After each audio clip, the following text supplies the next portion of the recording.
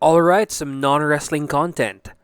I'm gonna talk about Ted Lasso. So, yeah, if you don't know what Ted Lasso is a series on Apple TV where an American football coach goes to the UK to coach this fictional, mediocre, like relegation battle team called Rich What?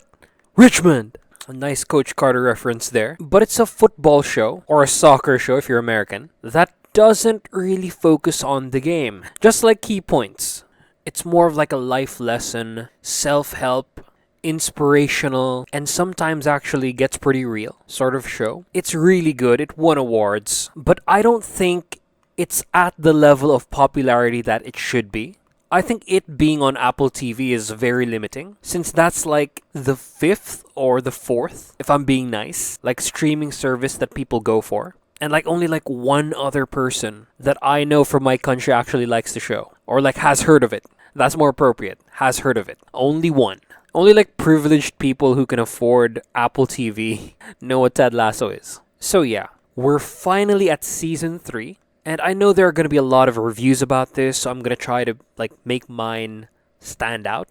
But first, spoiler alert for seasons 1 and 2, so you can stop watching here if you haven't watched those yet. So yeah, as a fan of football as well as American football, it's amazing how like volatile the mid-table is, since the team that has been set up to be the rival of Richmond, like the team that Rupert, like Rebecca's husband, ends up buying, is West Ham United. And I get why they like got West Ham. I assume it's not that expensive. It's not the big six now, since we have Newcastle joining the fray. It's cheaper to get West Ham, and they were at a good position in the table when season 2 finished. They were 7th place, they qualified for the Conference League. Things were actually looking up, but now they're 17th.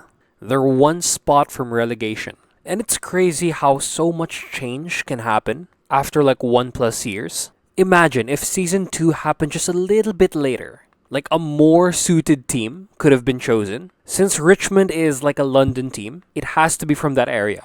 And a team that like lost its owner because of the war in Ukraine, Chelsea, would have been an awesome pick. Because that's like a winning team. It was later bought by an English owner. And yeah, it would have made sense for the story more. And it would have made things more epic. They would be fighting against the big boys and not just like a mid-table side. Like, I have my predictions of the ending. And because it's West Ham, I think they're going to fight for like a European spot, like 4th or 5th. It's going to be like semi-pro. And then I think Ted's going to quit. Nate's going to take over, and then Nate's going to finally win them the Premier League. But that would suck. That would like truly take away from the magic of the show.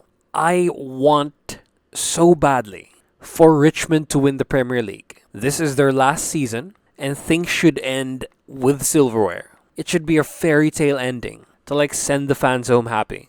But yeah, we'll see. Episode 1 doesn't touch on any of the games yet. Like, it's basically preseason, so we don't know how the dynamic is going to be, since every season of Ted Lasso, like the past 2 seasons, Ted and his team are like lovable losers, and that has been the dynamic, really. And it would be nice to see them win for a change, like have an inspired campaign. Since I believe the squad is like there, like even in this episode, they're all flux compatible, they all get along with each other. It won't make much sense to have like a redo of some of the season 2 storylines. That whole dynamic I think is just played out. It would be nice to see them react to victory for a change, to see the players get arrogant, which then eventually leads to complacency and then actual competition at like the 1 and 2 spot for West Ham and Richmond, of course. But with what happens in the first episode, with the loss of Nate, they might end up with like a losing streak to start. But we'll see, they might do a comeback just like Brian Clough in the movie Damned United, which is also an awesome movie. So yeah, after all of those predictions, I'm going to talk about the actual episode now. So episode 1 story is about how Ted deals with this like new problem that comes with the promotion to the Premier League. Since they're a relegated club, they're expected to go right back down. It's like with Fulham, with Norwich, I think. It's the usual affair. And I think Richmond were third. They had to go through like a playoff to get here. So yeah, everyone's down on them. The masses, the media, the pundits, their rivals, all this negativity is affecting the team from like all levels, the players, management, as well as ownership. And our hero Ted needs to deal with all of this. The story of episode 1 is basically fuck the haters. Like if you boil it down plain and simple. And his solution to all of this is very Ted Lasso. But it's not just random. It connects to an experience he had with his son. And it's an all-around good time with everyone that's involved. So yeah, I like the main story. It's okay. It reorients us to this world. It sets the stakes as well as the scenario. So we don't associate it with like real life since it's so far off. West Ham, are you kidding me? But yeah, I would have preferred this to end after their first game of the season. And I think they had enough time to do so. Because, sweet Jesus, this side plot, the one about Roy and Keely breaking up, did not work for me.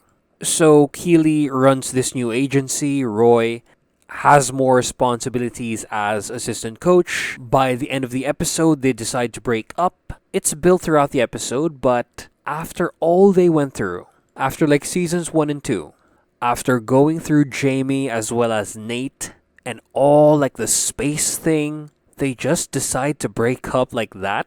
We don't even get to see how the relationship deteriorates. It's just, oh, let's tell my niece that we're breaking up. Like legit, the niece was the smartest and most reasonable person in that room. It's like she was the adult. You make it work. If two fucking doctors of different fields can date and like get married, how the hell does Roy and Keely not even try to make it work? At least have this happen till mid-season. I don't like this one. They should have been scrapped. This should have been the first game. But the second side plot was really good. And this one is about Nate, the Anakin Skywalker of Ted Lasso, the Wunderkind. It's about his new managerial position in West Ham United and how he deals with the people around him given his previous trauma. I'm glad that he's not just evil Nate, like through and through. He still has anxiety and self-esteem issues, but he's slowly being built up by the Sidious of the show, who isn't like this one-dimensional mustache-twirling villain that like would be common in a show like this. He leads Nate in the wrong path, but that's all fair game, and he takes care of his boys. So I like that the villains are not just like mustache-twirling evil dudes. There's depth there, and hopefully we get more depth from Rupert. And as for Nate, all the depths have been explored in Season 2. Now we get to see like the result of that. And then as for the last subplot, it's Ted's son, who has a major change in America.